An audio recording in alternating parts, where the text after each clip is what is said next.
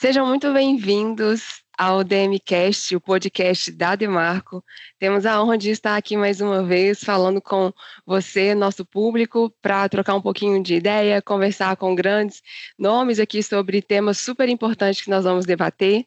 A Demarco é uma empresa de tecnologia, consultoria e educação. Nós atuamos com grandes players do mercado em diversos segmentos. Se você quiser conhecer um pouquinho mais sobre a Demarco, entre no nosso Instagram, no nosso website. Você vai conseguir ver e compreender a dimensão do nosso alcance em diversos setores e impactando a vida de muitas pessoas. Mas estamos aqui hoje para poder lançar mais um episódio de uma série incrível do DMCast que chama Papo Legal. Estamos aqui para poder divulgar e falar um pouquinho sobre um tema muito importante, já vou contar para vocês. Mas antes, eu gostaria de explicar e fazer uma introdução a respeito do nosso tema e da nossa discussão. Na série Papo Legal, nós conversamos muito aqui a respeito de privacidade, segurança da informação, inteligência artificial, inclusive sobre temas de compliance e ética corporativa. E hoje, especificamente, eu quero abrir falando com vocês a respeito de um indicador e algo muito recente, dados que saíram fresquinhos já de 2026, relacionado a uma pesquisa que foi divulgada pelo Fórum Econômico Mundial, agora no dia 2 de janeiro. O relatório chama Global Cybersecurity Outlook 2026, e nele você encontra diversos estudos e resultados que vão nortear e impactar muito nas tomadas de decisões ao longo deste ano. E aqui, trazendo um destaque sobre temas que foram evidenciados e que vão nortear a nossa conversa de hoje. Temas relacionados a fraude, phishing, inteligência artificial, gestão da cadeia de fornecedores, que são temas super importantes que assumem uma posição central na agenda de risco de grandes empresas, grandes organizações, e é um cenário desafiador também para pequenas e médias empresas. Pequenas e médias empresas que estão inseridas na cadeia de suprimento desses grandes clientes, grandes players de mercados que ocupam posição relevante a nível global e que cada vez mais aumenta o nível de exigência e coloca para esses grandes fornecedores, dentro dessa estrutura da cadeia de suprimentos, desafios e exigências relacionados à segurança da informação, relacionada à proteção de dados, e isso vai se tornando um verdadeiro gargalo, porque a prestação de serviço não é simplesmente entregar mais um escopo de contrato, um serviço que você foi acionado para contribuir dentro daquela estrutura, mas mais do que isso, essas empresas e essas organizações, sejam elas grandes organizações globais ou nacionais, elas estão buscando se adequar a um contexto global relacionado à proteção de dados, relacionado à prevenção de riscos,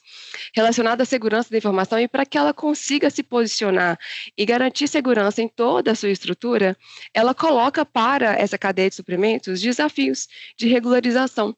Então, você pequena e média empresa deve estar experimentando esse desafio diário de atender uma série de requisitos, questionários, para comprovar o seu nível de maturidade nessa busca por um posicionamento adequado em privacidade e segurança da informação. E aí, por isso, nós vamos falar hoje aqui a respeito um pouco desse assunto, falando também sobre terceiros, sobre fornecedores, mas com um foco aqui em relacionado a incidentes. Mas calma, antes eu preciso de me apresentar. Eu sou Raquel, sou diretora aqui de governança na Demarco, e nossa diretoria está à frente responsável por essa série Papo Legal. Eu estou aqui hoje falando num fundo que tem o nosso símbolo do DMCast. Estou com uma blusa azul, que é uma das nossas cores aqui da Demarco, azul e laranja, com um escrito aqui da Demarco, um colar. Meu cabelo, ele é médio, castanho, e estou com um headphone aqui puxando o microfone na direção da minha boca. E hoje nós estamos aqui, não estou sozinha, né? Então eu estou falando nós, porque nós vamos ter participações especiais aqui hoje na nossa gravação do segundo episódio. E eu vou agora oficialmente falar qual é o nosso tema do debate de hoje. Nós vamos tratar aqui a respeito de gestão de incidentes. Isso mesmo. Falar um pouquinho sobre os desafios, as tendências e o papel da inteligência artificial na segurança da informação. E eu convido agora o diretor de governança que atua aqui comigo dentro da Demarco, para que ele possa se apresentar e falar um pouquinho também desse nosso desafio do debate de hoje. Júlio, vem aqui para compor a nossa mesa de debates. Seja muito bem-vindo. Passo a palavra para você. Obrigado, Raquel. Essa introdução sobre o tema, né? Mas eu queria, antes de mais nada, dizer que o nosso objetivo aqui, como o próprio nome do nosso evento tem, é Papo Legal. Ou seja, queremos fazer uma conversa o mais descontraída possível, apesar do assunto ser muito sério, dele representar um desafio grande para todos nós, queremos fazer isso de uma maneira leve, de uma maneira tranquila e inteligível para todo mundo que estiver nos assistindo, né? Então, também aproveito aqui para falar um pouquinho de mim. Também estou com a camisa azul, né? Tal como a Raquel, usando um fone parecido com o dela, com o fundo aqui do DMCast, do nosso projeto, e junto com a Raquel divido a diretoria de governança aqui na Demarco, juntando três pontas na realidade, né? Uma ponta de infraestrutura, cibersegurança, uma outra ponta jurídica e no centro a área de privacidade e segurança da informação. Então, esse nosso tema, né, de gestão de incidentes junta tudo isso. E acho que esse é o grande desafio que empresas de todos os portes estão tendo que lidar. Os incidentes estão acontecendo, cada dia a gente vê mais notícias sobre eles, e em especial, a gente colocou aqui, né, o papel da IA na segurança da informação, o papel da inteligência artificial. O tema IA, ele se transformou em algo que em toda mesa de boteco, a cada evento corporativo, pode ser um evento lá de mineração, vai ser IA na mineração. Se você vai falar um evento de medicina, IA na medicina, não tem jeito, em qualquer tipo de evento, a IA vai estar presente como grande transformadora, e a questão é que é para o bem ou para o mal. E como nós estamos falando de incidentes, nossa preocupação temos incidentes que são alavancados pela IA, pela capacidade da IA de produzir ataques, de produzir problemas, mas aí também temos que usar a mesma ferramenta do lado do bem, para se defender, para se organizar, para se preparar, para reagir ou para prevenir, também usando a IA. Eu acho que isso é um pouco do que a gente também pretende falar um pouco aqui durante esse nosso bate-papo, né? Nosso papo legal aqui, o nosso podcast aqui da Demarco. O nosso time, estamos aqui também com a Dani, que eu vou convidar aqui para poder participar também e se apresentar, vai nos ajudar em todas essas conversas. Seja bem-vinda, Daniela Rocha. Muito obrigada, Júlio. Obrigada, Raquel. Bom, antes de mais nada, eu queria dizer que teve um complô. Raquel e Júlio combinaram outfits sem me comunicar. Então, brincadeiras à parte, pessoal. É um prazer enorme estar aqui hoje em mais um episódio da nossa série Papo Legal aqui no DMCast. Fazendo um pouquinho a minha autodescrição, eu sou uma mulher de pele clara, cabelos castanhos, com umas mechas loiras que já estão indo embora. Estou aqui hoje com uma blusa branca aqui atrás, o fundo do DMCast, assim como a Raquel e o Júlio também.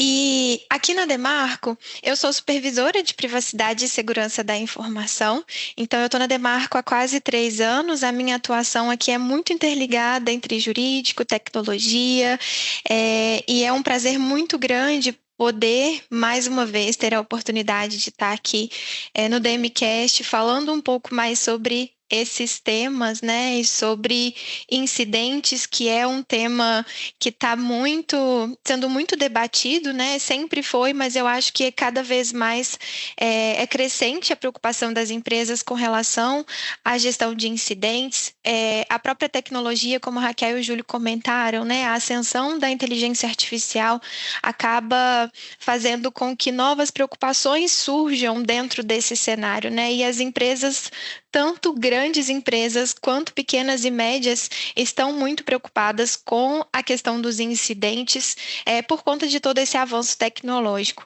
E para falar desse tema tão relevante, estamos aqui hoje com uma convidada muito experiente no assunto. A nossa convidada de hoje é a Linda Maria. A Linda Maria, ela é coordenadora de Data Privacy Latam na CNH Industrial. Ela é coordenadora também da pós-graduação e professora em Privacidade e Proteção de Dados na PUC Minas. Tive aí o prazer de ter sido aluna da Linda também. Ela é Master of Business Administration em Segurança da Informação pelo Centro Universitário UNA. A Linda, ela é certificada como DPO Exim pela Holanda, Fellow of Privacy Technology pela OneTrust, certificada também em Network Security Specialist, e a Linda também é membro IAPP. Linda, é um prazer receber você aqui no segundo episódio da série Papo Legal aqui no DMcast. Muito bom ter você aqui com a gente.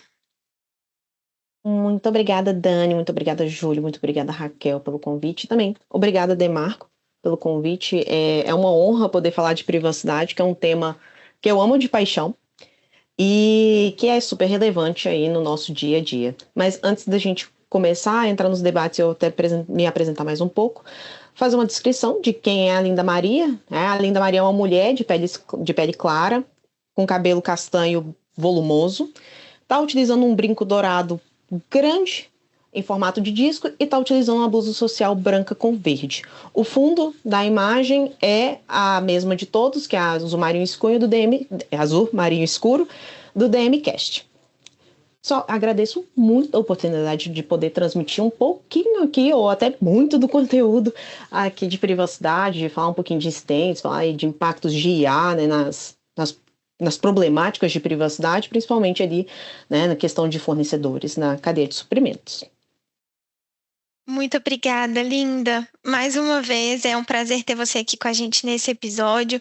E para a gente começar, considerando aqui que a gente tem um público diverso, né, que nos acompanha, então, para a gente começar do começo, né, digamos assim, vamos começar falando um pouco. Quando a gente pensa sobre gestão de incidentes, a gente já percebe de cara uma interseção muito clara entre privacidade e segurança da informação, né? Ao mesmo tempo que a gente pensa, por exemplo, na definição ali de quem pode acessar um banco de dados, por exemplo, é ao mesmo tempo um controle de segurança e ao mesmo tempo também um requisito de privacidade, né? Quando a gente fala sobre gestão de acessos, quando a gente fala sobre gestão de identidades, então a gente tem uma interseção muito forte entre os dois mundos.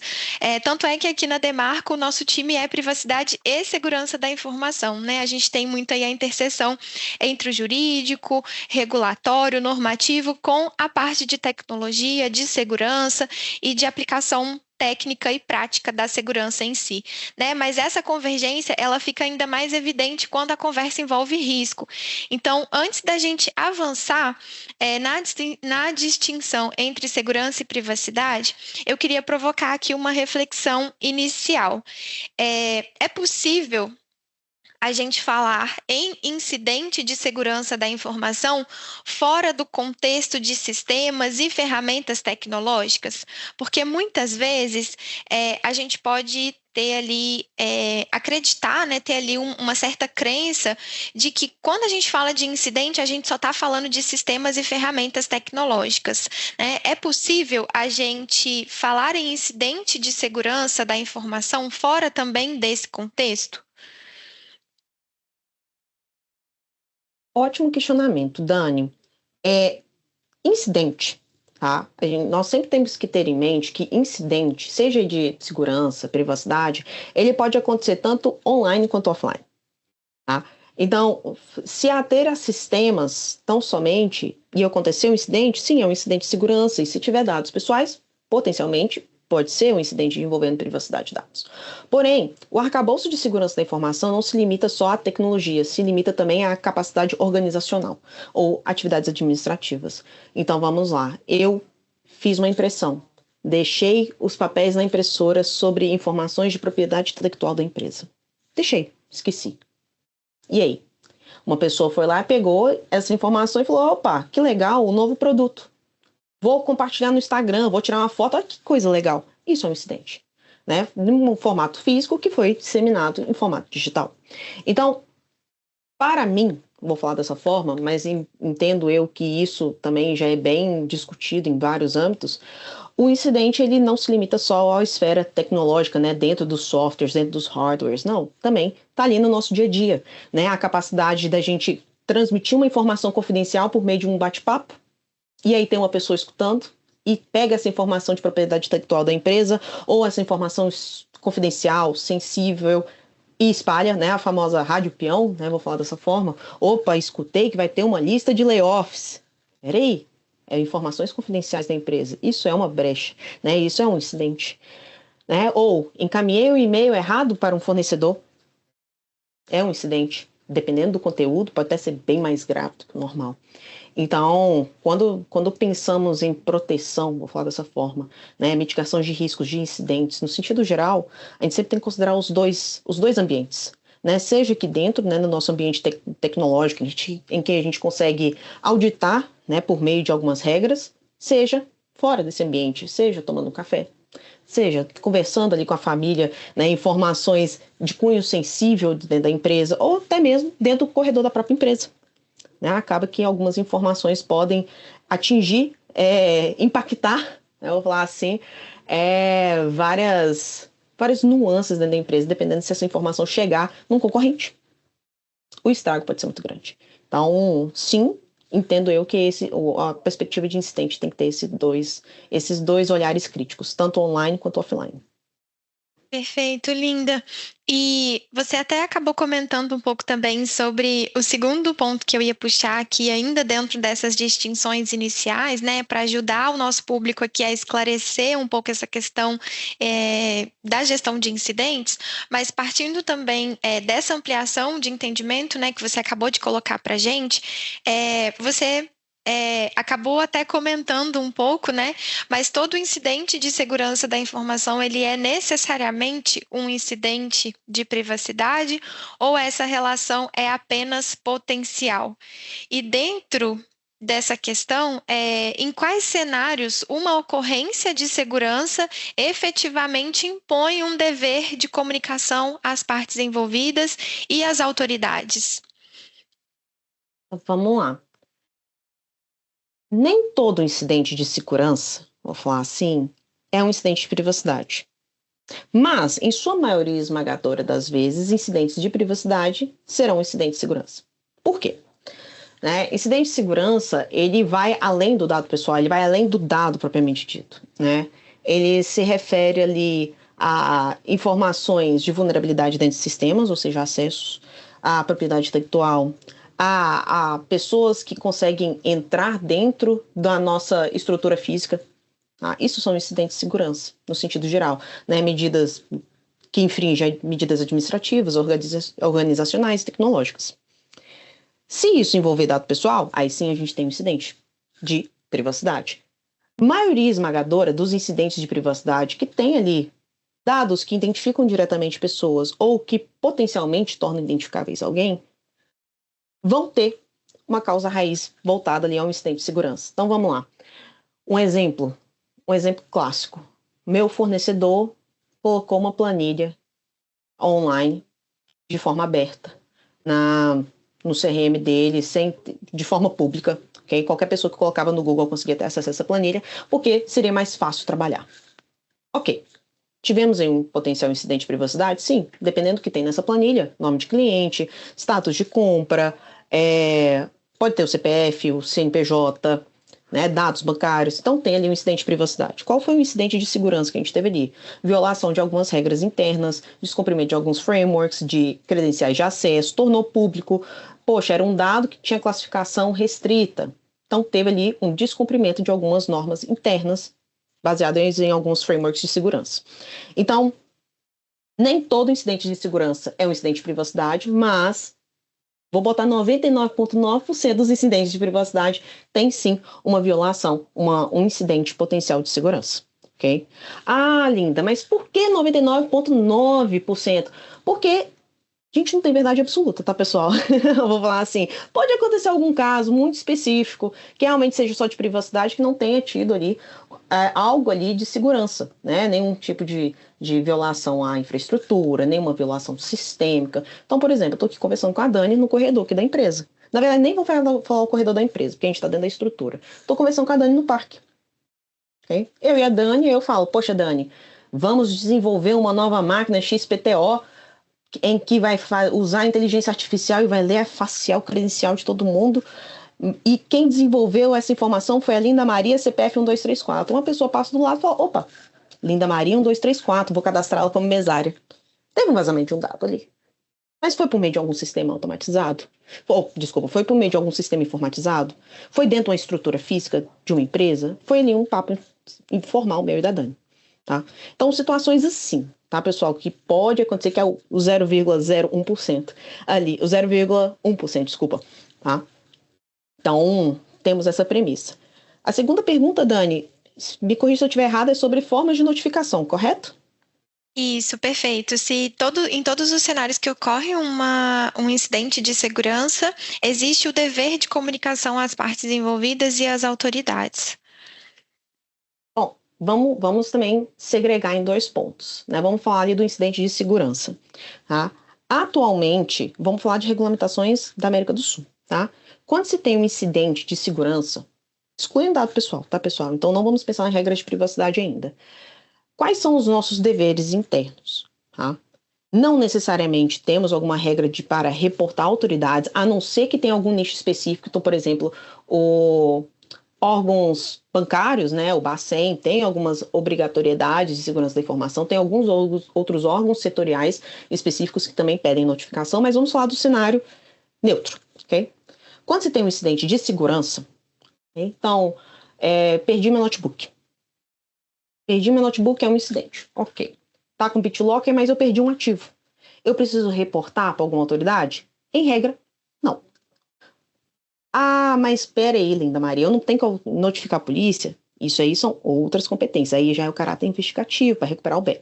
Quando a gente pensa para erradicar um incidente, né, estancar, aceitar, transferir o risco, o que nós devemos fazer internamente? Ter uma organização de contenção desse incidente. Então, o que a gente deve notificar internamente? O nosso time de infra, o nosso time de compliance jurídico, tá?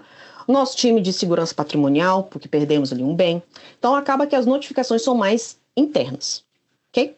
Quando a gente já olha para uma perspectiva de privacidade, a depender da situação, pode sim ter a necessidade de notificar a Agência Nacional de Proteção de Dados. Quando é que isso acontece? Falando regra Brasil, tá? Isso acontece quando se tem um risco ou uma grave ameaça ali aos direitos do titular. E esses riscos e graves ameaças têm ali uma regulamentação da ANPD, em que a ANPD é a Agência Nacional de Proteção de Dados, tá, pessoal? Em que define alguns critérios. Então, por exemplo, se caso afetou direitos fundamentais do titular, o que são direitos fundamentais? Para quem tem curiosidade, está lá escrito no nosso artigo 5º da Constituição Federal. Então, direito de ir e vir, inviolabilidade de correspondência, proteção de dados, tá? Entre outros. Mas também fere ali os direitos fundamentais, mas combinado com alguma coisa. Então, por exemplo, o incidente envolveu dado pessoal sensível. Dado pessoal sensível é o quê, pessoal? Dado referente ali a raça, etnia, dado de saúde, dado biométrico, filiação sindical, convicção religiosa, entre outros definidos lá no artigo 5º, inciso 2º da LGPD, Lei Geral de Proteção de Dados. Tendo esse requisito ali do dado pessoal sensível, ou dado referente a crianças, adolescentes e idosos, ou dados financeiros. Então, a depender do tipo de incidente de privacidade que ocorrer, pode ser que tenhamos essa obrigação. Linda, e se aconteceu, não tem nenhum desses critérios? Eu tenho que reportar? Não necessariamente. Se não tem esses requisitos, você não precisa necessariamente comunicar à agência. Porém, é dever ter tudo registrado internamente, que é o relatório de incidentes, que é similar ao que a gente faz também num processo quando se ocorre um incidente de segurança da informação. O que tem, né? O que tem nesse documento? Quem foi notificado internamente? Quais foram as atividades que foram feitas? Quais foram as lições aprendidas? Isso tudo é muito importante nas duas esferas, segurança e privacidade, Para quê? Accountability, né? Responsabilidade, prestação de contas. Para quê? Para que a gente sempre retroalimente o nosso programa de segurança e o nosso programa de privacidade, né? Lições aprendidas. Não é errado errar. Às vezes é bom a gente errarmos para quê? Aprendermos. Né? A gente não pode persistir no erro, tá, pessoal? Bom, então temos essas duas nuances ali, né? Existem sim algumas regras maiores em questões de privacidade, mas a depender do tipo de dado que vai ser notificado. E só apenas de título de curiosidade, né? O que nós temos hoje, 2026, é comunicação em 3 dias úteis. Aconteceu um incidente, descobriu o incidente que envolveu o dado pessoal, tem que comunicar em 3 dias úteis. Linda. Oi, Júlio. Pegando aí, olha para você ver que cenário que a gente está, né? Você deu exemplos interessantes de supostos descuidos. Né? A pessoa esqueceu uma folha lá na impressora e na folha tinha lá a segunda via de uma ideia, de um projeto, ou alguém passou pelo parque, ouviu alguém falando o CPF da Dani, de situações muito específicas, mas assim, de um lado, você colocou um contexto onde descuidos poderiam gerar incidentes. Se não bastasse isso, do outro lado tem gente o tempo inteiro pensando em como que eu vou induzir alguém a fazer alguma coisa errada. A gente fica o tempo todo pisando em ovos, tem que se preocupar o tempo inteiro. E nesse sentido, a questão da fraude, do phishing, continua no centro das atenções, né? Fórum Econômico cita isso para 2026, empresas fazendo mega campanhas para treinar as pessoas para não cair no phishing. E dificilmente a gente não vai cair, porque com IA as coisas são feitas com um nível de realismo tão grande e os contextos, a gente hoje só não atende ligação telefônica, nós estamos no meio do nosso bate-papo aqui, o telefone já tocou umas 4 vezes aqui, a gente já sabe que é golpe, esses a gente já não entra, mas e-mail não. A gente recebe o tempo inteiro e-mails e alguns você tem certeza absoluta que foi a empresa A, que foi a empresa B, pronto, caímos num possível risco de incidente. Então, eu queria puxar para a nossa conversa um outro aspecto, que é a questão da cultura. De que maneira que a gente... eu gostaria que você comentasse, a gente debatesse aqui, né, como que as empresas podem criar uma cultura de conscientização, de conhecimento, que ajude as pessoas a lembrar desse lado, né, de que nós estamos pisando em ovos o tempo inteiro, que a gente precisa se preocupar. Eu não posso sair clicando em qualquer e-mail, eu não posso abrir qualquer página, não posso clicar no link de um SMS que chegou para mim, porque eu estou correndo o risco de que aquilo gere um incidente de grandes proporções. Essa provocação, né, de como, quando e como fazer, né, como é que a gente consegue deixar a cultura mais ativa para privacidade e proteção de dados, se resume, para mim, em uma única palavra: hábito. E é o poder do hábito. Né? Na faculdade de Direito, lá nos primeiros períodos, a gente aprende, quando a gente está lá na filosofia do direito, se eu não me engano, é Aristóteles que fala que a constância é hábito. Né? Você acaba tornando isso como hábito. E vira um pouco disso no nosso dia a dia em segurança da informação e em privacidade. A pessoa que quer invadir, né, a empresa, seja ela de forma física, né, por meio de engenharia social, ou seja por meio de um ataque direcionado, né, um DDoS, um ransomware, enfim, ele não faz isso ele não faz isso de forma aleatória. Ele faz isso direcionado. A partir de quê? A partir de nós, seres humanos. A partir de nós que permitimos expor vulnerabilidades. Como assim? Se eu sou uma pessoa muito ativa em redes sociais, tá? Quem acessar minhas redes sociais vai ver. Eu tenho 4 cachorros, né? Duquesa, Zoro, Nico e Nami. Ponto. A partir disso, a pessoa que está vigiando a minha rede social sabe, opa, Ou das duas, uma. Ela tem uma conta em algum pet shop da região que ela mora. 2, a senha dela pode ser o nome dos cachorros. E 3, ela deve gostar de uma promoção de ração de cachorro. Por quê? 4 cachorros, gasta muito. Então, a partir daí, a pessoa que tem má intenção, vou falar dessa forma, já vai querer o quê? Fazer um ataque direcionado para mim. Pode ter sucesso, pode não ter sucesso. Por que eu vou falar isso? Se eu for uma pessoa movida à emoção, tá? Vou falar dessa forma, e vejo um link, nossa, 50% de desconto em 40 quilos de ração. Donos de pet sabem que isso é um baita de um desconto. Eu vou querer ir na emoção. Então, o que eu falo aqui, tanto na empresa que eu atuo hoje, mas como em outras consultorias que eu fiz no passado, é assim que você recebe qualquer coisa, pare, pense e desconfie. Né? Quando a esmola é grande, né, o santo desconfia. Né? Quem nunca, né, nossos telespectadores aí, faça uma reflexão interna, quem nunca sentiu vontade de mandar uma mensagem para aquela pessoinha que está anunciando uma geladeira R$500? Nossa, mas é uma pichincha. Você pega ali o quê? Na emoção. Tá? Então, a cultura, criar cultura de privacidade vem muito de mudar hábito das pessoas. E esse mudar o hábito é uma atividade constante. Porque, vou falar para vocês, eu atuo na área de privacidade, eu atuo na área de segurança, mas eu também posso ser um alvo. Vou dar um exemplo. Aqui na empresa que eu atuo, fazemos campanhas de phishing. E o nosso time de segurança, ele vasculha tudo que a gente faz para ver se a gente não cai na emoção. Vou dar o exemplo do phishing que eu caí. Graças a Deus foi um teste. Estava conversando com a minha chefe. E a minha chefe falou, Linda, eu estou usando o ChatGPT. Aqui, ChatGPT a gente não utiliza, mas ela me confidenciou isso. Estou utilizando o ChatGPT. E eu estou pensando em criar uma conta corporativa para a nossa empresa, né, assinar um contrato com o ChatGPT, e eu vou te colocar como administradora. Sensacional. Recebi essa informação. Um mês depois eu recebi o e-mail. Chefe de Linda Maria está convidando ela para uma conta administrativa no ChatGPT. Não pensei 2 vezes. Cliquei.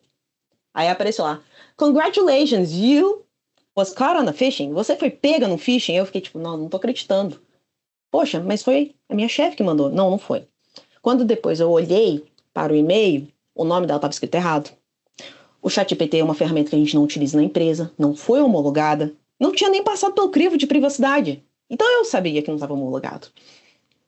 Estava o nome dela errado, a ferramenta não é homologada e ainda o nome da empresa estava escrito errado, o domínio também estava escrito errado.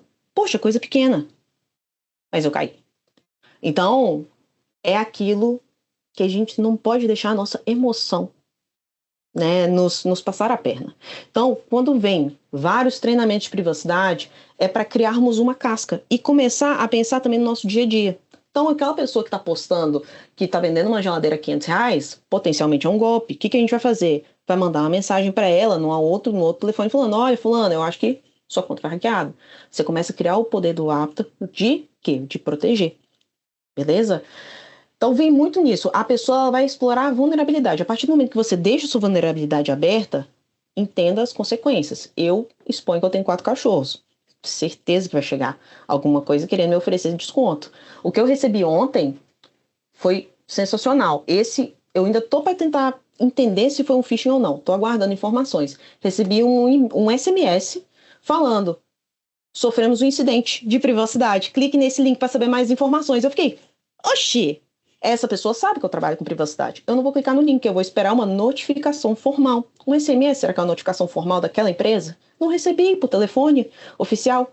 Olha como que eu comecei a fazer um senso crítico em cima da mensagem. Eu poderia clicar no link. E aí? Então, o desafio, né, da cultura de proteção de dados e até mesmo de segurança da informação é isso, é tornar apto. E são nos dias a dia que a gente, né, que nós vamos percebendo isso. Treinamento. Pessoal, quem está assistindo a gente, façam os treinamentos, é super importante. Melhor vocês caírem no phishing do treinamento do que cair no phishing da vida real, tá? Então, acho que é um pouquinho disso, é a mudança de hábito, né? É deixar de se mover por emoção, que é algo que não é muito falado em privacidade, né? A experiência do usuário, que é movido por emoção, né? A emoção a gente tem que conter um pouco. Às vezes funciona, né? Às vezes é realmente uma promoção, mas é sempre bom a gente se resguardar, querendo, não vou colocar meu dado de cartão de crédito em lugar nenhum. sem ser sites oficiais, né? Ah, por favor, tire uma foto do seu cartão. Desconfie. Manda uma mensagem no saque oficial da empresa. Antes de passar aqui para a Raquel, Linda, você começou a falar e eu lembro de uma ocasião onde eu quase caí num golpe, quase caí. Por sorte, eu tenho toque com o português. A hora que eu comecei a conversar com a pessoa do telefone, num determinado momento, o sujeito falou, mas a gente somos da central aqui do banco, a gente somos, para minha salvação. A gente somos. Ele falou, a gente somos, graças a Deus, isso aqui é um golpe. Eu consegui identificar. Senão eu ia cair feito um pato. Pois é, e tem vários golpes que são muito bem feitos. Muito bem feitos. Se a pessoa souber a forma de fala de quem, né, a conta que foi hackeada, por exemplo, se souber como que fala. E outra, pessoal, que eu acho que é super interessante a gente sempre ressaltar.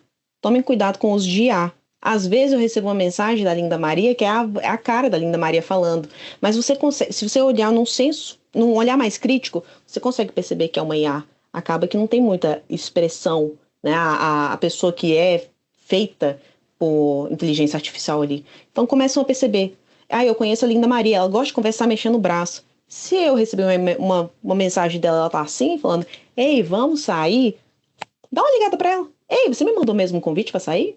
Então também tem essas outras percepções.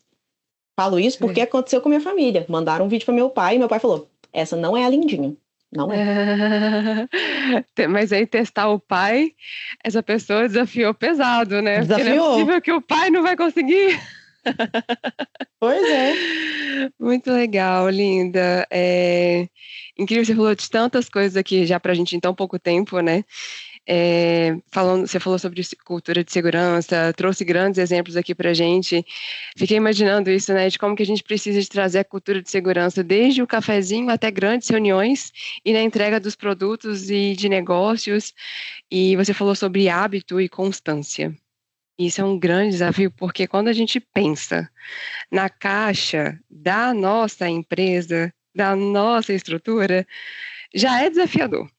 Mas ainda é uma zona de contingência que facilita a nossa atuação, né? Porque você vai determinar diretrizes, você vai implementar uma jornada e aí você põe como uma regra obrigatória e aí você vai impulsionando essa cultura e você está cuidando, é uma estrutura, são pessoas que estão ali dentro daquela estrutura, então a gestão fica mais fácil, por assim dizer, né? Apesar do desafio que é de romper realmente com esse hábito e trazer essa constância que a gente tanto precisa. Mas quando a gente pensa em grandes empresas que estão conectadas com uma cadeia gigantesca de fornecedores, isso parece quase inalcançável, porque você fala, poxa, como que eu vou disseminar essa prática? Como que eu vou fazer essa gestão para além das minhas 4 paredes, para além dos meus muros, né? Como que eu vou romper essas muralhas aqui e atingir e colocar esse fornecedor no nível de maturidade adequado? Como que eu vou conseguir, de fato, fazer uma gestão de incidentes? E esse é um grande desafio, né? Que seja uma gestão de incidentes não apenas aqui dentro, mas a gestão de incidentes também na estrutura desse fornecedor, que tem um potencial gigantesco de trazer crises como um efeito dominó para toda a nossa estrutura, né? E aí quando a gente pensa, poxa, mas será que um único fornecedor poderia, de fato, gerar um impacto tão grande no nosso negócio, e não só no nosso negócio, mas em toda a nossa cadeia de suprimentos?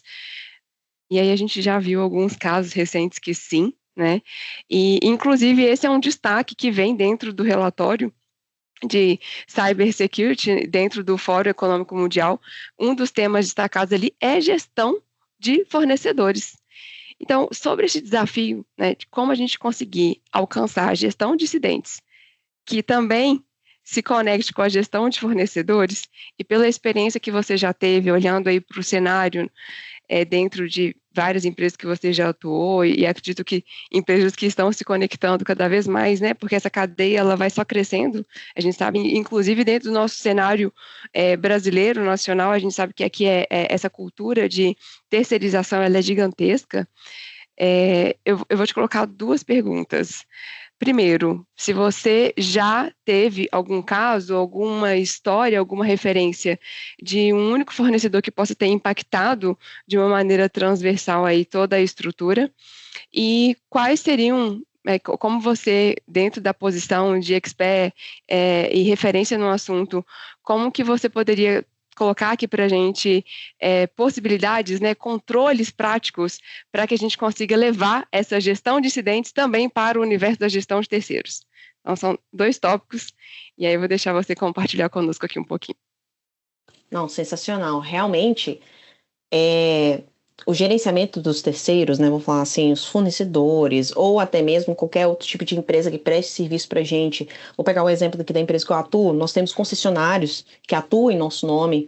É um desafio, tá? Por quê? A depender do tipo de terceiro que você tem, então aqui eu tenho concessionários, mas aqui eu tenho empresas terceirizadas que atuam como funcionários aqui, né? Tem os terceiros, tem empresas terceiras que prestam outros tipos de serviço. É um desafio muito grande porque são diferentes públicos, diferentes atividades, diferentes nichos, mas que a gente precisa ter controle, até porque eles atuam em nome da empresa. Então, empresa sou, ok? Então, vou contar 2 casos, bem rapidinho. Um foi um incidente que eu vivi de uma empresa que prestava serviço para a gente e o outro foi de um terceiro que prestava serviço para a gente, tá? Então, vamos lá. Na verdade, não vou falar que prestava serviço para a gente, porque, na verdade, eu era consultora antes. Então, um é realmente do que aconteceu na atualidade aqui, e o outro é de uma consultoria passada minha. Então, vamos lá. O primeiro caso foi um fornecedor. O que aconteceu com esse fornecedor? Sabe, lembra no inicinho aqui do podcast eu dei o exemplo falando, um fornecedor pensou em botar uma planilha online? Uhum. Foi esse caso que aconteceu. Então, realmente, esse fornecedor pensou que o serviço dele seria muito mais fácil se colocasse a planilha online. Quais foram os impactos que nós tivemos?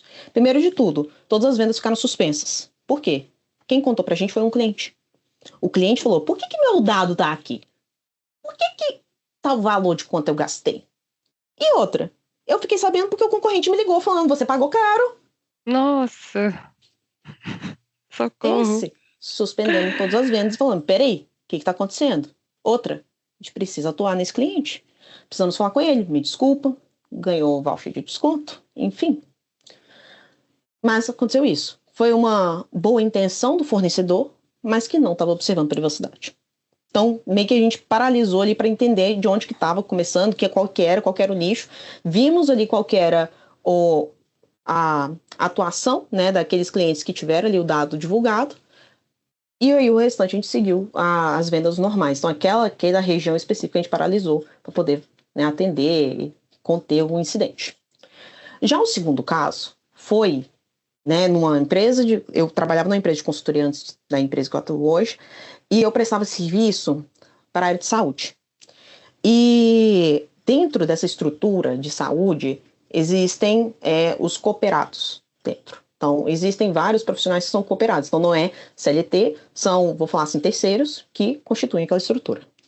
Qual foi o incidente desse cooperado que a gente pode considerar como um terceiro? Ele atendeu uma pessoa e falou, nossa, essa pessoa é bonita, vou ligar para ela, vou chamar ela para sair. Socorro! Socorro! Porque não foi só privacidade. Deu problema, né? Ética médica, compliance, mas privacidade, qual foi o problema de privacidade? Ela não autorizou. Eu fui na consulta porque eu queria ser atendido pelo médico, eu não queria arrumar o marido. E foi isso que a pessoa falou. Eu achei sensacional, porque eu falei assim, gente, eu falaria a mesma coisa. E aí a gente teve isso. Qual foi a problemática aqui? Esse cooperado virou e falou, eu não sabia que eu não podia fazer isso. Porque quando eu tinha a minha própria clínica, eu fazia isso e era normal. Isso é normal.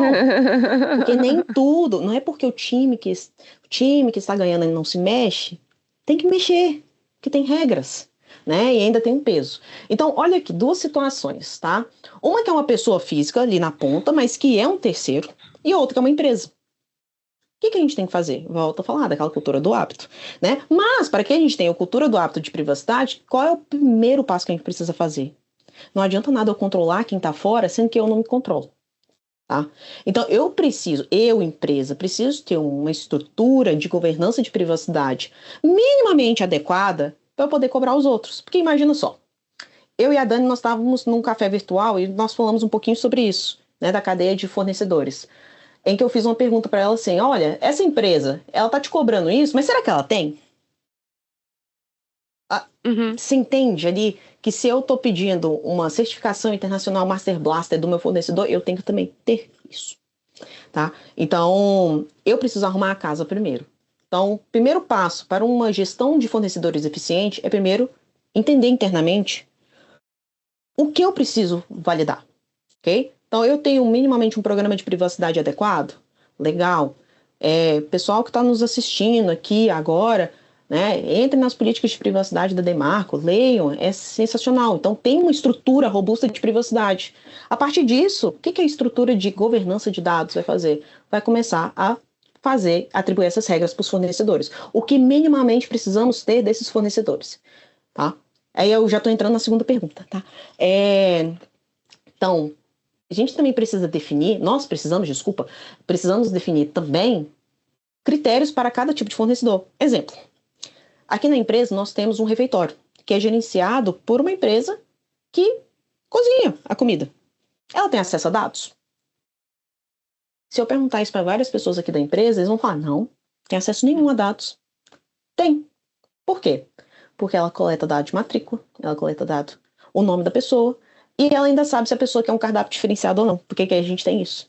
Legal, coleta preferências, hábitos, nome, matrícula. Mas, por ser do ramo de alimentício, será que eu tenho que ter uma régua tão grande, igual um sistema de tecnologia que está com todos os dados dos meus colaboradores, até dados de saúde? Tá? Então, para ter um sistema de gestão efetiva de dados pessoais, a gente precisa ter o quê? Sistema de fornecedores efetiva, né, em dados pessoais, precisamos de ter o quê? Classificações dos seus fornecedores. Classificações, sejam elas da mais leve para mais grave. Ah, Linda, e esse fornecedor de ramo alimentício? Então isso quer dizer que você deixou ele sem ter programa de privacidade? Errado. Pedir para mandar política de privacidade, pedir para falar comigo quem é o encarregado de dados, porque eu quero ter uma conversa com ele. Quero saber se ele faz treinamentos. Quero saber se ele tem essa cultura dentro de casa de fazer, né, treinamentos com seus funcionários para manusear muito bem esse dado. Porque imagina só, tá lá, o funcionário pega e fala assim, opa, Linda Maria falou que quer participar da linha Fit. Por quê? Porque ela tá fazendo academia. Legal, Linda Maria tá emagrecendo, então se ela não emagrecer daqui a um mês, eu vou falar assim, gordinha, peraí. Não é isso, a proposta não é esse, tá? Então, tem que ter essa cultura dos nossos fornecedores. E se eles não tiverem? E se esse restaurante, né, vou falar assim, essa empresa que faz a comida aqui no nosso refeitório, fala, não tenho nada. Aí entra uma segunda esfera, que é o quê? O plano de continuidade. É um fornecedor que eu preciso? É um fornecedor que eu quero continuar porque ele tem boa relação, porque já tem anos de vivência aqui? O que a gente pode fazer? Vamos criar planos de ação? Então, pessoal, vem cá, vamos fazer treinamento com vocês, assine aqui uma lista de presença. Olha, advogado da empresa, eu preciso de um encarregado de dados. Pode ser você? Não, porque tem que ser outra pessoa? Então tá, em 6 meses, traz o nome de um encarregado, 3 meses que seja. Então precisa começar a criar critérios. Linda, eu não quero de jeito nenhum. É permitido no nosso programa de gestão de fornecedores aceitar um fornecedor que não tem nada? Aí eu vou contar para vocês uma palavra muito engraçada. Se chama apetite ao risco. Então, pessoal, se eventualmente uma empresa, tá, quiser aceitar o risco, também tem que documentar. Falando, eu quero essa empresa de restaurante porque o preço dela é melhor, porque mesmo ela não tendo encarregado de dados, ela é que é referência. Eu aceito o risco. E a partir disso que eu aceito o risco, tem que documentar. Então, percebe-se aqui o quê? Né? Vamos fazer assim, um leque. A gestão de fornecedores começa a partir do momento em que a empresa cria o hábito de ter uma cultura de privacidade. Segundo, começa a replicar isso para os nossos fornecedores, criando regrinhas internas. O que minimamente meu fornecedor precisa? E aí meu fornecedor não tem. Quero continuar? Vamos fazer um plano de continuidade com ele. Vamos treinar, vamos criar uma governança. Tá? Uma governança para aquele fornecedor específico ou para vários fornecedores. Fazer monitoramento contínuo. Sobre pena de quê? De rescindir o contrato, de não prorrogar o contrato, enfim. E ainda tem a esfera do eu não quero aceitar o risco. Documento, carta de risco. Não é um cenário muito favorável, tá, pessoal? Não recomendo. Eu acho que, na minha humilde opinião, tudo tem jeito para arrumar. Então, ter uma conversa, né, trazer o fornecedor para perto de você. Por quê? Se esse fornecedor vaza dado, se esse fornecedor tem um incidente de segurança, não é o fornecedor que vai responder de primeiro momento. Vai ser a Demarco, vai ser a CNH, que eu atuo hoje, tá? Por quê? Porque são as empresas que contrataram eles. Beleza? Então, a gestão de fornecedores tem que ter esse diálogo aberto. E eu falo muito que é a transparência, tá? Então, um programa de privacidade, uma coisa que eu gosto de falar, e aí depois eu até passo a palavra para vocês de volta, é que o programa de privacidade tem que ser pautado em honestidade, transparência, honestidade e transparência. Então, eu não é errado falar que não tem. Vamos construir junto? Vamos. É isso. Perfeito, linda. Queria só fazer um comentário antes de passar a palavra para a Daniela, que vai dar a dobradinha aqui da conversa com você, porque é interessante a gente olhar para esse contexto, né? E aí a casa limpa é um ponto muito chave, porque, de fato, sem casa limpa, como que eu posso falar da sujeira da casa do outro, né? Exatamente. Mas agora uma chamada interessante que você colocou aqui, né? Essa missão, porque acaba se tornando uma grande missão, inclusive social, de grandes empresas que têm a oportunidade de impactar outros negócios, né? Então, a gente fala muito do impacto que a gente pretende ter, do exemplo que arrasta enquanto pessoa, e aí a gente pratica isso na nossa vida, no nosso dia a dia. Mas olhando para o mundo corporativo, isso também pode acontecer, né? Então, eu acho que a grande convocação que fica é você, grande empresa, você que está aí atuando de uma maneira tão influente no mercado, assuma essa posição da gestão de terceiros como uma grande missão para que você consiga transformar a sociedade. Porque esse impacto que você vai levar não é só pelo poder regulatório que você quer colocar no pequeno e no médio, mas é pelo potencial que você tem de transformar esses pequenos negócios e alavancar e trazer oportunidades e, consequentemente, impactar pessoas, né, trazendo uma camada de segurança que vai alcançar para além das suas quatro paredes. Se a gente olhar pela metade do copo cheio, né, e não pela metade do copo vazio, acho que a gente assume de uma maneira mais positiva, e é o que você falou, evitando esse cenário do apetite ao risco e assumindo muito mais a responsabilidade que nós temos enquanto grandes organizações que foram convocadas para transformar esse meio nosso corporativo para que ele seja cada vez mais resiliente, cada vez mais seguro, cada vez mais sustentável. Então, acho que essa é uma grande chamada que fica aqui com a sua fala, e já lanço a palavra aí para a Daniela seguir com as nossas conversas. Perfeita percepção, e é incrível o quanto a gente aprende, puxando um pouquinho esse ponto que a Raquel levantou, é incrível o quanto a gente aprende com cada assessment que a gente participa, com cada concorrência, oportunidade de concorrência, oportunidade de negociações contratuais. A gente aprende muito conhecendo mais sobre os processos de gestão de terceiros de cada cliente, de cada empresa contratante, e é muito importante para a gente, enquanto cultura de privacidade e segurança da informação, fazer esses benches com outras empresas que estão implantando bons programas de privacidade, bons programas de segurança. Então, sempre é um aprendizado, né? Como a Raquel colocou, um processo de gestão de terceiros, ele nunca é só um processo de gestão de terceiros, né? O que ele consegue alcançar com isso não é só ali estritamente cumprimentos regulatórios, mas o impacto que isso traz para a organização enquanto aprendizados, enquanto oportunidades de melhoria nos nossos processos internos, isso é muito, muito relevante, né?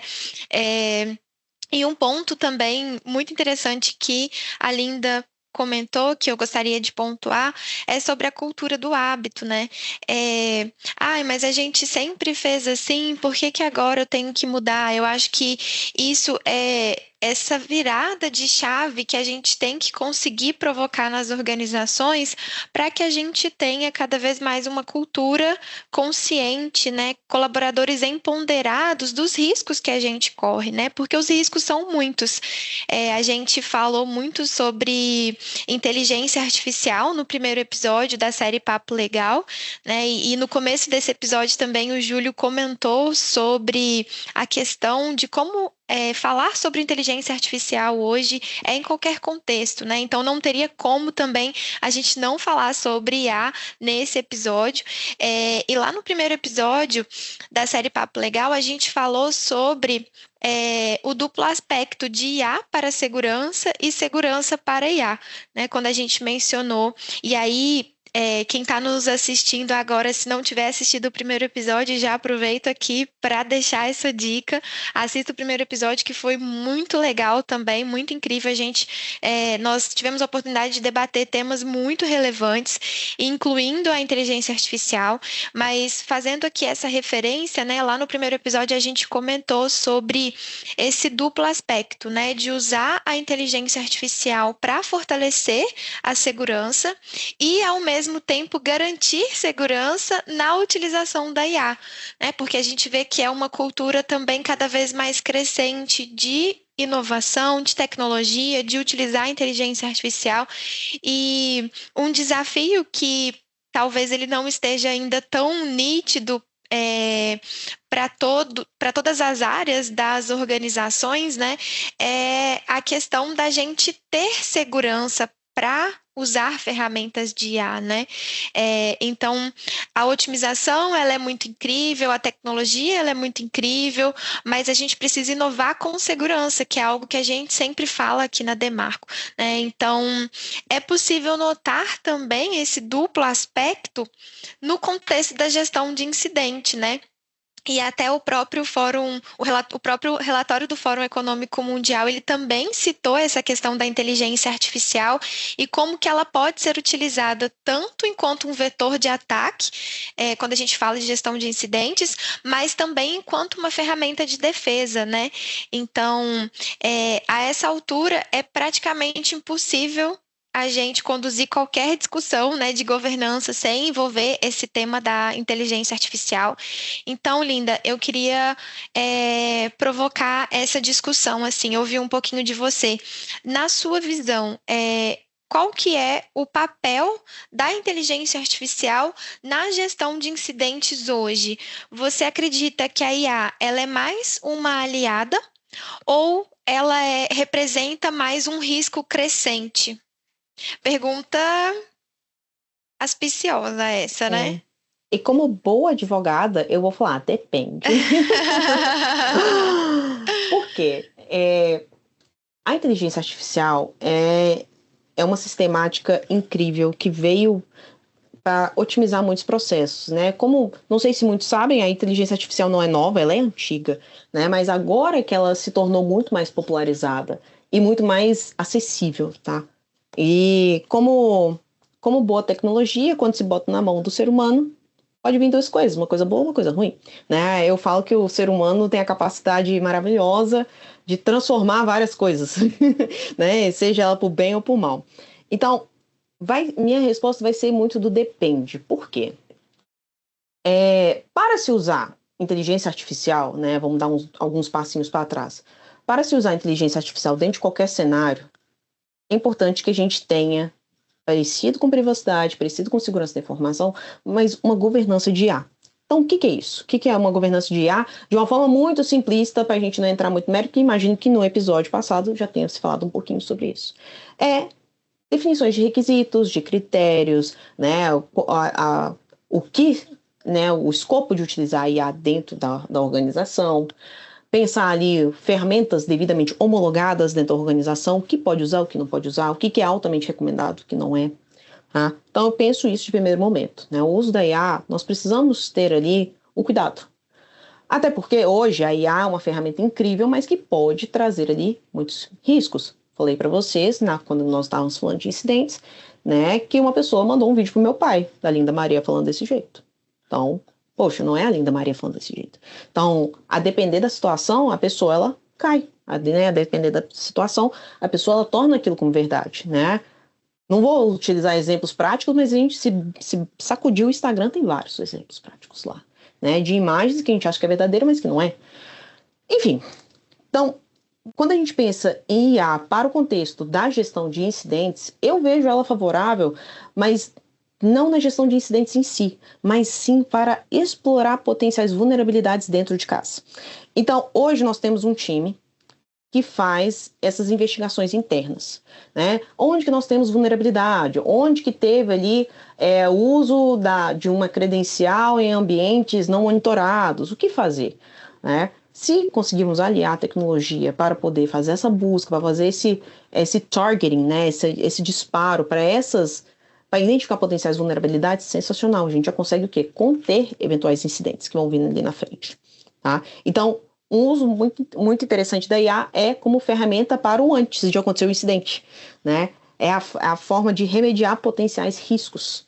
Tá? Vou dar um exemplo aqui da empresa que eu atuo. Nós fazemos sempre análises de credenciais. Então, a pessoa não utilizou a credencial dela durante 30 dias, reseta automaticamente. Por quê? Porque a gente não sabe o que aconteceu, a pessoa pode ter perdido o dispositivo, né, o celular corporativo, errou 3 vezes a senha. Nós temos um agente que já notifica. Opa, a Linda Maria utilizou a senha dela 3 vezes, deu erro, reseta o celular dela. Tá? São algumas regrinhas para quê? Para conter. Agora, quando a gente pensa já no sentido, vou falar mal, tá? do uso da IA, se nós não tivermos essa gerência, ela pode ser um problema para a gente em incidentes também. Então vamos pegar um exemplo, tá? Aqui dentro de casa a gente utiliza a Copilot, que é a nossa ferramenta oficial. Só que muitas pessoas gostam de utilizar Google Gemini, ChatGPT. Não tem problema, se a pessoa quer utilizar para fins pessoais, ok. O problema é quando ela começa a utilizar isso para fins profissionais. Coloca uma política fechada, né, confidencial dentro do ChatGPT e fala, resume para mim. O que o ChatGPT faz com aquela informação? Ah, mas é porque ela também tem nuvem na Microsoft? Blá, blá, blá. Não. O que ela faz com aquela informação? Muitas pessoas não sabem o que acontece por trás do sistema. E aí esse sistema pode estar sendo vendido, né, esses dados podem estar sendo vendidos, esses dados podem estar sendo compartilhados com o meu concorrente. Esse dado pode simplesmente estar indo para qualquer lugar que pode estar sendo publicamente acessível por várias pessoas. E aí? Então, aí começa a ter essas nuances aí do uso da IA. E o uso da IA é muito bom, mas até quando? Né? Até quando no ambiente não monitorado? Não estou falando para não usar tecnologia, tá, pessoal? Mas eu estou falando sempre para tomar cuidado. Para saber para onde está indo, né? Até onde o meu dado, até onde eu tenho controle do meu dado, tá? Então, vou pegar um caso ali do ChatGPT, tem uma funcionalidade falando, eu não quero que meus dados sejam retroalimentados para melhor eficiência do algoritmo. Legal. Será que é verdade? Mas pelo menos está ali transparente, né? Então a gente tira aquela flag. Então vai ser muito do depende, vai depender muito do ponto de vista. Para mim, ferramentas de IA são um alicerce muito interessante para automatizar e ajudar a conter incidentes a partir de determinadas atividades. E aí quando a gente olha do outro lado, eu, como responsável de privacidade, recebendo ali incidentes, a IA pode ser um malfeitor porque as pessoas querem ter acesso à informação rápida e pensam, opa, vou usar essa daqui. Então aí volta a fazer o quê? Se a gente perceber que está utilizando outra ferramenta, não está utilizando o Copilot, por exemplo, pessoal, vem cá, você sabe mexer no Copilot? Olha aqui, o Copilot é sim, ajuda nisso. Toma aqui um AI Agent para poder te ajudar. Então a gente tem que trazer para perto. Não sei, Dani, se responder a sua pergunta, mas eu vejo que como ainda nós não temos uma efetiva regulamentação de IA no Brasil, o que a gente vê muito fora também, mas está sendo muito debatido, a gente fica nessa situação. Entendo eu que é importante ter uma governança de IA dentro da empresa, nem que seja básica, para aí começar a ditar as regras e utilizar a IA a nosso favor. Mas também fazer esse estudo de caso onde ela pode ser problemática, fazendo essa análise de risco. Meu fulaninho quer botar a foto dele no Google Gemini para fazer bonitinho, uma foto de Natal? Ok, quais são os riscos? E aí, se eu for colocar uma foto de um produto novo que não existe? Então, aí tem todas essas nuances. Perfeito. E só antes de passar a palavra para Raquel, eu queria só pontuar como que a gente começou falando, fizemos algumas distinções iniciais, mas logo ali já entramos com o Júlio na parte de cultura, né? E como que a cada pergunta parece que a gente acaba retomando o tópico da cultura, né? Porque se a gente não tiver uma cultura de IA também reforçada, né? Diretrizes ali ainda que básicas para o uso na organização e diretrizes também que impulsionem de alguma forma a utilização da IA enquanto uma ferramenta que pode nos auxiliar, como, por exemplo, em alertas, né, de atividades suspeitas em contas, como a Linda trouxe aqui para a gente o exemplo. Se a gente não tiver isso como uma cultura, para também aprender a identificar esses riscos que podem ser provenientes da utilização de inteligência artificial, a gente acaba também caindo em mais um aspecto aí que é um risco expressivo para as organizações hoje, né? Então, parece que a gente caminha e a gente está sempre retomando nesse ponto da cultura em privacidade e segurança da informação, que aí vai ganhando outros aspectos, né? Como agora também a questão da inteligência artificial e desse duplo aspecto que a gente precisa saber equilibrar esses pratos, né, para poder ter uma cultura organizacional forte. Muito bom. E, na verdade, a dobrada que eu ia fazer aqui com você, Linda, você já respondeu.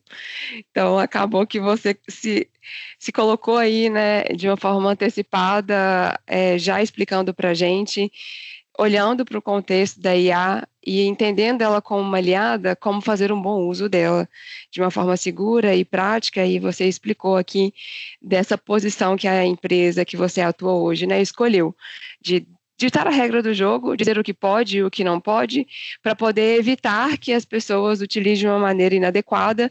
E, inclusive, você mencionou que a melhor posição da IA é uma posição preventiva, né? Então, você trouxe até o exemplo aí da catraca, dos acessos, né, que tem um agente de IA que já fica rastreando 3 tentativas de acesso e aí já avisa. Então, enxergar, acho que um ponto-chave, né, enxergar os processos da empresa e entender onde a IA encaixa de maneira adequada e preventiva é primordial, para que exatamente não aconteça um uso desenfreado, descontrolado, inclusive de uma maneira volumosa, com IAs que, na verdade, vão mais expor o risco do que necessariamente contribuir de uma forma efetiva para a automação e melhoria e otimização de processos da empresa, né? Então, acho que a chamada que fica é exatamente o que você mencionou. Nós não queremos dizer aqui ou levantar uma bandeira sobre o não uso da IA, pelo contrário, porque o incentivo ao uso da tecnologia é primordial. A questão toda é como usar de forma segura e como usar de forma estratégica, onde eu vou implementar a IA. E aí todo mundo está aqui aquecido, né? Todo mundo quer fazer testes. Nossa, será que eu posso automatizar meu processo inteiro? Né? Que aí eu não vou precisar nem trabalhar mais. E, na verdade, não é isso. Não pode ser isso, exatamente por todo o risco que vem associado.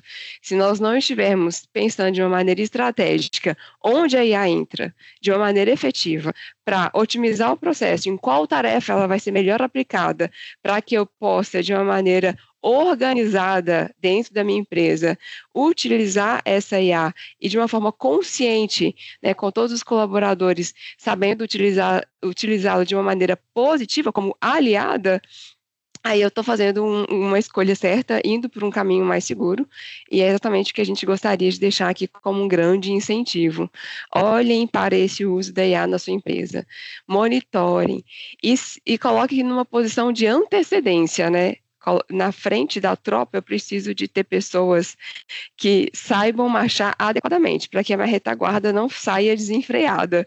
Então, se coloque numa posição de frente da tropa, para que você consiga ter a tropa alinhada e bem organizada, para que a retaguarda ela consiga olhar e entender quais são as regras, quais são as diretrizes, qual é o posicionamento da sua organização no uso da IA, para que ele seja efetivo, seguro e realmente traga bons resultados. E jogue a favor, e não contra a empresa, e nem contra os dados, e nem contra toda a nossa estrutura de negócios, enfim, é muito sobre isso, né? Então, eu fiz mais um apanhado da sua fala, porque, na verdade, eu não tenho mais uma pergunta para te direcionar.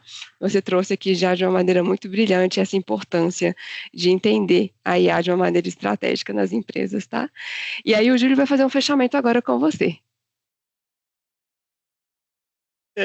Assim, cultura, hábito, regras, treinamento, governança, arrumar a casa. Gostei do arrumar a casa, viu, Linda? Acho que arrumar a casa saio aqui Define desse muito bem, né? bate-papo como algo fundamental para nós. Temos que garantir essa casa arrumada para que a gente possa avançar.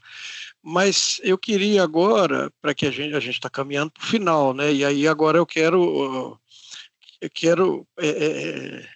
exercitar os seus poderes de cartomante, Linda Maria, para a gente falar do futuro. A gente não sabe o que vem por aí, mas vem muita coisa. Que vem muita coisa, que tem muitas novidades tecnológicas o tempo inteiro, com toda a gente, as disputas que a gente vê, o cenário geopolítico, a disputa da hegemonia da produção de recursos tecnológicos. Então, assim, tem muita coisa. E aí, naturalmente, o risco de incidentes aumenta, a chance de acontecer problemas aumenta para qualquer tipo de empresa, pequenas, médias e grandes. Então, nesse sentido, né, considerando essas possibilidades, considerando a sua experiência, as situações em que você teve que atuar com resposta a incidentes, o que você diria de tendência para os próximos anos, o que você recomendaria para as empresas? Você já deu uma série de dicas aqui, né, que a gente resumiu aqui, mas pensando em um pouquinho do futuro, o que você deixaria como sugestões? Devemos gastar nosso tempo onde? Nossa, muito boa a pergunta. Bom, enquanto você estava fazendo sua fala, eu só lembrei do caso do phishing, né? Do pare, pense e pesquise para ver se realmente é aquilo. Então, vou dar 2 recomendações, assim, tanto da vida corporativa quanto da vida pessoal. Turma que está nos assistindo, para se evitar incidentes, seja na sua vida pessoal ou até mesmo profissional, pare, pense e vê se realmente aquilo que está aparecendo para você é real, tá? Sempre desconfie, porque o atacante vai pegar na sua dor. E às vezes sua dor não é um produto, às vezes sua dor não é porque você conversou com sua chefe que vai liberar um sistema de acesso para você. Às vezes vai chegar uma planilha do RH falando: ei, segue planilha de quem vai ser promovido. É tentador abrir. Mas essa mensagem é para mim? É do meu cargo? Não, deleta. É phishing. Potencialmente é phishing. Tá? Se você quer saber se você vai ser promovido ou não, entre em contato com o RH, né? Faz o seu plano de desenvolvimento. Então, quando a gente pensa assim, pessoa, tá? Que isso até ajuda muito a corporação, sempre lembre disso. Pare, pense e olhe o cenário. É para mim esse e-mail? Poxa, será que a Dani realmente mandou esse e-mail para mim? Deixa eu confirmar com ela. Oi, Dani, tudo bem? Dani, você me mandou essa mensagem, é verídica? Né? Não deixe a emoção tomar conta. E aí, quando a gente olha para o corporativo, para mim, olhando no cenário futuro, né, pensando ali não só LGPD, vou falar de regulamentações no sentido geral, é um gap muito grande, tá?